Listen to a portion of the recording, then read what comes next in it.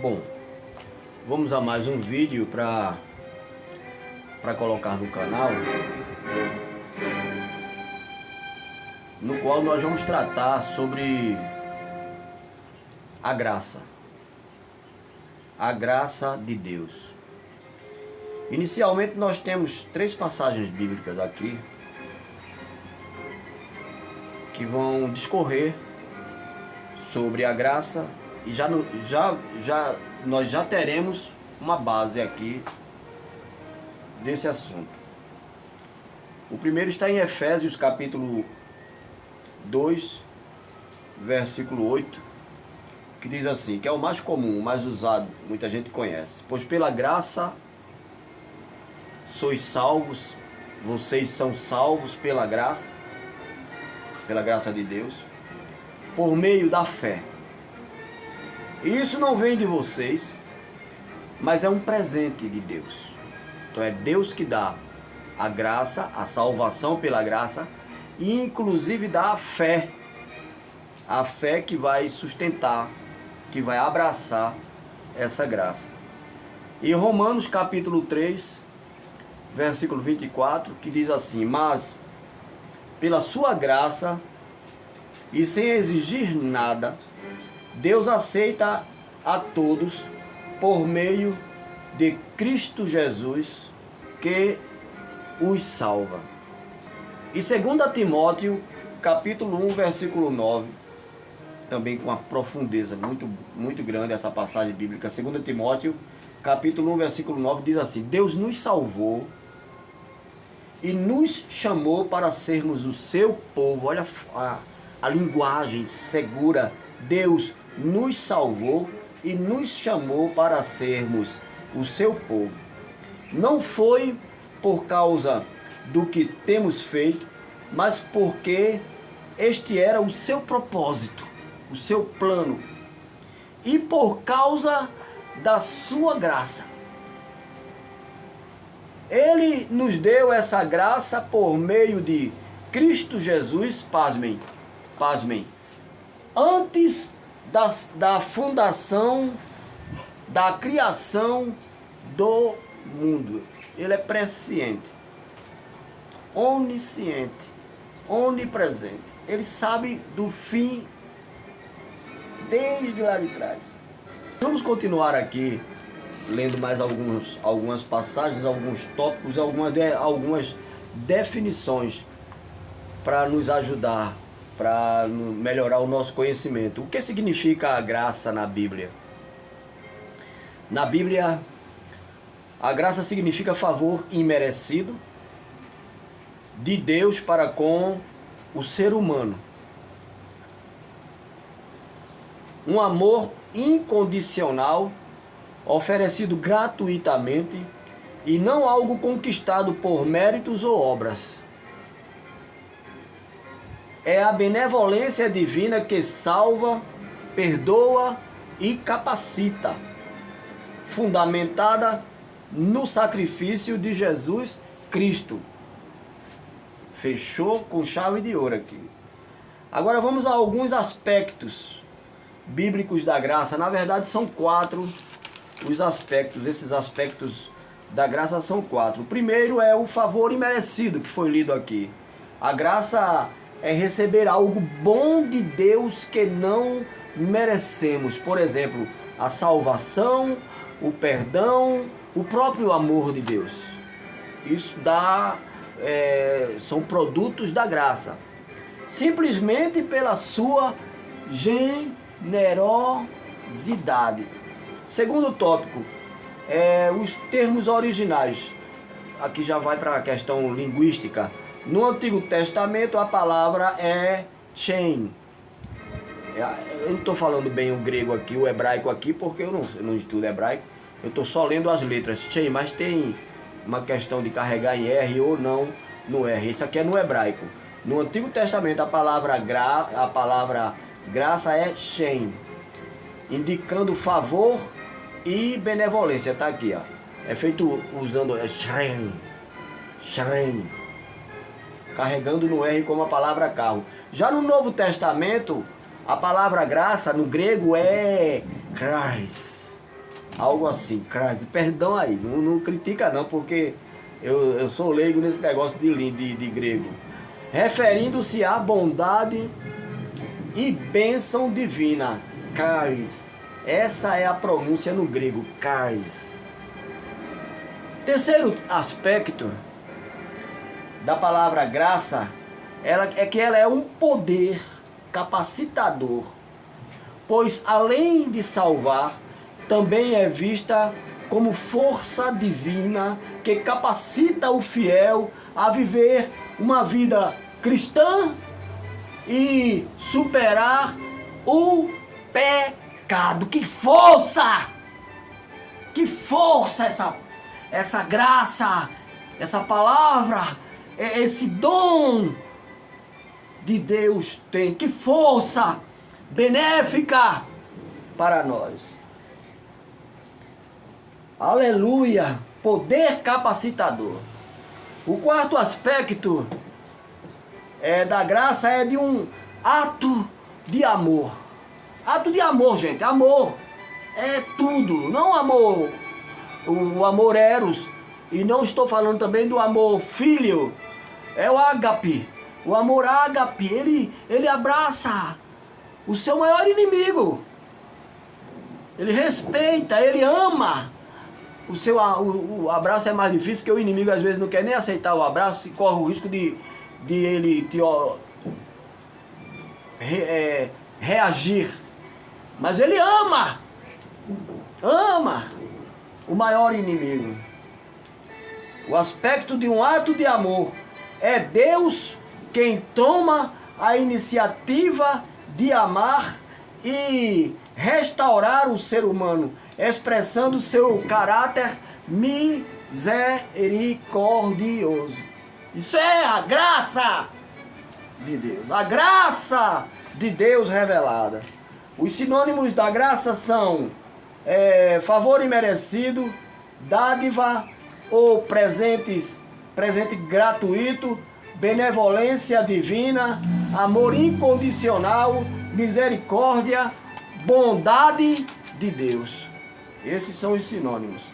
Exemplos de uso e contexto da graça. Por exemplo, a salvação, você vai para Efésios 2:8, já foi lido. Porque pela graça sois salvos por meio da fé, e isto não vem de vocês, é um presente de Deus. Dom é presente. Dom é presente. Segundo, é o perdão. A graça perdoa o imperdoável e dá vida eterna ao condenado. Terceiro, fortaleza. Fortaleza. Segundo aos Coríntios, capítulo 12, versículo 9. A minha graça te basta, porque o meu poder se aperfeiçoa. Não adianta você querer ser por conta própria. Não vai funcionar você querer ser por conta própria. Tenha fé que Ele te sustenta, mesmo nos momentos mais difíceis da tua vida. O meu poder se aperfeiçoa na fraqueza. E o cotidiano? O cotidiano é a graça age diariamente, te capacitando a fazer o bem e parar de pecar. Isso é uma máxima. É algo automático, interior. Tá entendendo? Quantos convites nós não temos durante o dia? Às vezes a gente está conversando com uma pessoa, amigo, ou conhecido recente, ou sei lá, e você está ali na maior sinceridade e no meio da conversa aquela pessoa desvia a conversa para um assunto prejudicial. E você não vai, ele desvia e você segue o seu caminho. Você desconversa, percebe, primeiro que o Espírito Santo te adverte, ó, esse caminho aí já é um caminho errado. E você deixa ele ir carinhosamente, vá, e você segue. Isso aqui, ó, capacita a fazer o bem, automaticamente parar de pecar. Você não vai naquilo ali. Bora, não, obrigado, agora não, tenho que fazer, vou seguir por aqui. A graça não anula a justiça de Deus, mas revela que o preço do pecado foi pago por Jesus Cristo, permitindo que Deus estenda perdão e não... O que acontece é isso. É um escudo. A graça é um escudo. O sangue do Senhor Jesus Cristo. Deus é justo. Deus é justo. O homem peca. O homem peca. A justiça de Deus é disparada lá, o gatilho. E aquilo vem como uma flecha. Tem que punir. Quando chega no caminho, encontra o escudo. O escudo da fé. O escudo da graça. O sangue do Cordeiro te purifica e limpa de todo o pecado. Isso é a função da graça de Deus. O amor, onde abundou o pecado, superabundou a graça, entendeu? É isso. É uma força, um escudo invisível. Caso contrário, meu amigo, esse negócio de crente, de santo, por conta própria, não teria sequer. Nós vamos encontrar algumas passagens bíblicas aqui que vai corroborar com o que eu tenho falado até agora. Começando de Êxodo, nós vamos correr alguns versículos que vão sair do Êxodo, vão caminhar por aqui e vão chegar até em 1 Pedro. Começando em Êxodo, que mostra que Deus é repleto de graça. Então Deus passou diante de ti, Moisés, e disse em alta voz: Eu sou o Senhor, o Deus eterno. Êxodo capítulo 34, versículo 6. Eu tenho compaixão e misericórdia.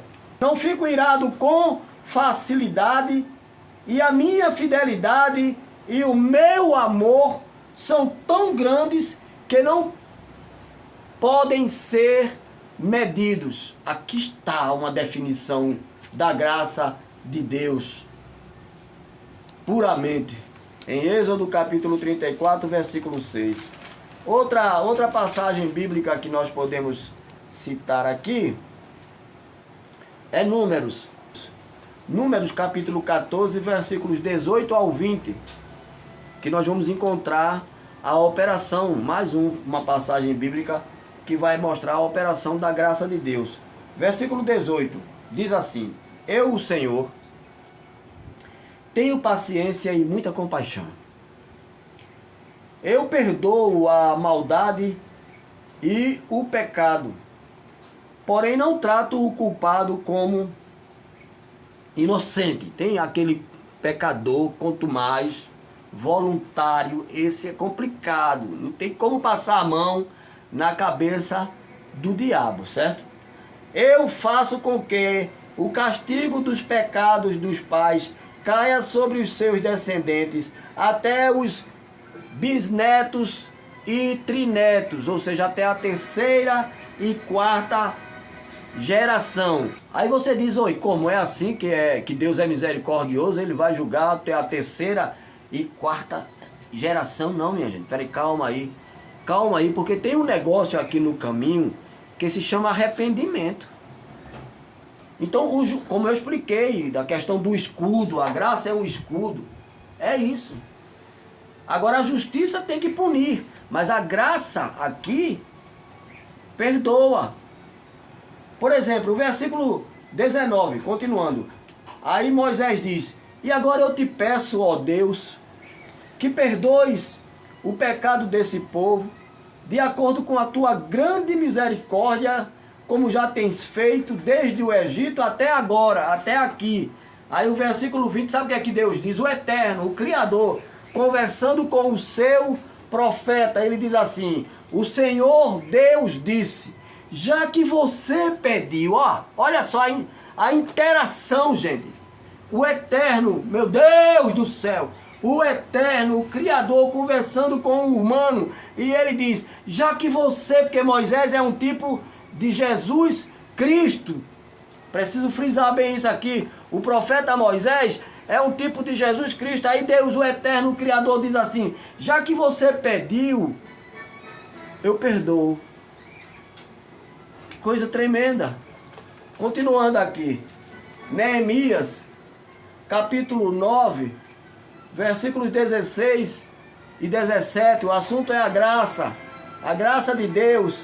Mas os nossos antepassados se tornaram orgulhosos e teimosos e não quiseram obedecer aos teus mandamentos. Neemias, conscientizado,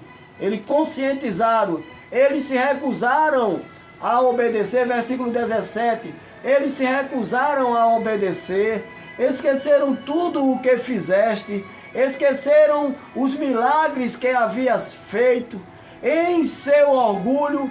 Olha aqui uma palavra-chave aqui, o orgulho.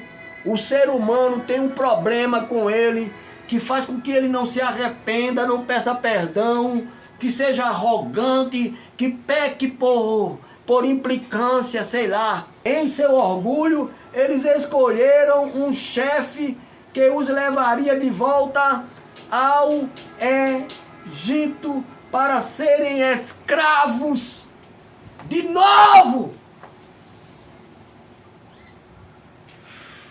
Voltar para a cachaça, voltar para a maconha, voltar para o adultério. Para quê? Se Deus te tirou de lá, te tirou das drogas, da avareza, da prostituição, de tudo, dos espíritos religiosos, denominacionais que oprimem tantos crentes hoje estão tomando antidepressivo por causa do engaiolamento religioso. Glória a Deus! E o Espírito Santo te tira. Para que voltar? E aqui Neemias está lamentando isso, que eles fizeram isso. Eles escolheram chefes para voltar, que os levaria de volta ao Egito para serem escravos de novo. Mas tu és Deus que perdoas. Tu és bondoso e amoroso e demoras a ficar irado. A graça de Deus, a tua misericórdia é grande e por isso não nos abandonaste. Aleluia, gente. Aleluia. Continuando aqui, mais uma passagem aqui, apontando a graça de Deus. Salmo 86:15.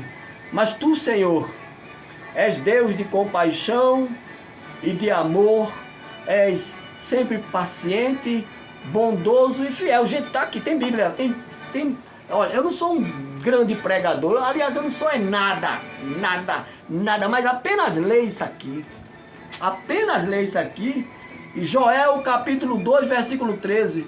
Em sinal de arrependimento, não rasguem as roupas, mas sim o coração. Não adianta fazer bondade para aparecer. E o coração enegrecido de inveja e de orgulho. Faça a bondade, mas com o coração sincero. Vou repetir, Joel 2,13. Em sinal de arrependimento, não rasguem as roupas, mas sim o coração. Voltem para o Senhor nosso Deus, pois Ele é bondoso e misericordioso. É paciente e muito amoroso. E está sempre pronto a mudar de ideia e não castigar vocês. É só se arrepender. Arrependa-se. Romanos capítulo 2, versículo 4. Ou será que você despreza a grande bondade de Deus? A tolerância e a paciência desse Deus. Você sabe muito bem que Ele é bom e que quer fazer com que você mude de vida. Mude de atitude. Saia da escravidão. É horrível. Arrepender-se é mudar de vida. A graça de Deus torna a salvação possível. Efésios capítulo 1, versículos 6, 7 e 8. Portanto, louvemos a Deus pela sua gloriosa graça que Ele nos deu gratuitamente por meio do seu querido Filho, Jesus. Pois pela morte de Cristo na cruz, pelo sangue, nós somos libertos, isto é, os nossos pecados são perdoados.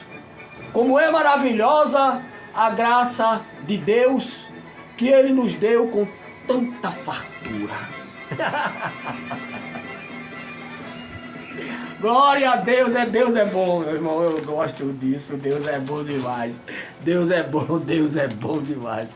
Olha, eu sinceramente gosto disso, eu prefiro morrer do que deixar isso aqui, eu prefiro a morte, ser retirado, como diz Paulo. Paulo falou isso em Coríntios. Não, gente, não, eu prefiro morrer do que negar esta verdade. O apóstolo Paulo falou isso. Deus nos aceita por sua graça. Efésios 2, 8 e 9, já foi lido, né? Pela graça de Deus, vocês são salvos por meio da fé. Isso não vem, é bom repetir. Isso não vem de... O hábito faz o monge. Você lê ali, lê. Não estou entendendo, mas eu leio, daqui a pouco acontece. Por meio da fé, isso não vem de vocês, é dom de Deus. A salvação não é resultado dos esforços de vocês. Portanto, ninguém pode se gloriar de tê-la. E finalmente, irmãos, 1 Pedro, capítulo 1, versículo 13. A graça de Deus nos dá esperança, para encerrar. Portanto, estejam mentalmente prontos para agir. Olha, esse mentalmente prontos, a mente, você está atento, ligado, gente, ligado, não cair por bobeira, andar antenado, anda aqui olhando 100 metros, 50, você anda aqui, você vai ali, você anda olhando 50 metros na frente, dirige, faz as coisas, pondera.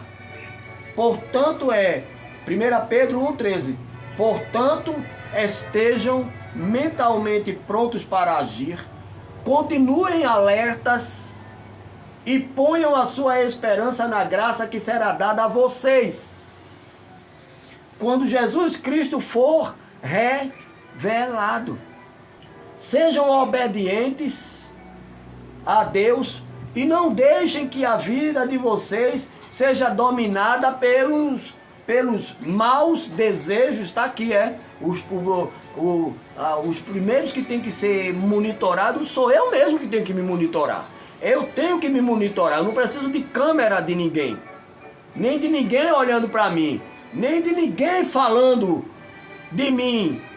Eu que tenho que me monitorar, eu que tenho que me vigiar, eu que tenho que ter domínio próprio. Olha aqui, sejam obedientes a Deus e não deixem que a vida de vocês seja dominada pelos maus desejos que vocês tinham quando viviam na ignorância. Está aqui a graça de Deus revelada. Deus seja louvado, em nome de nosso Senhor e Salvador Jesus Cristo. Shalom Adonai. Glória a Deus. Amém.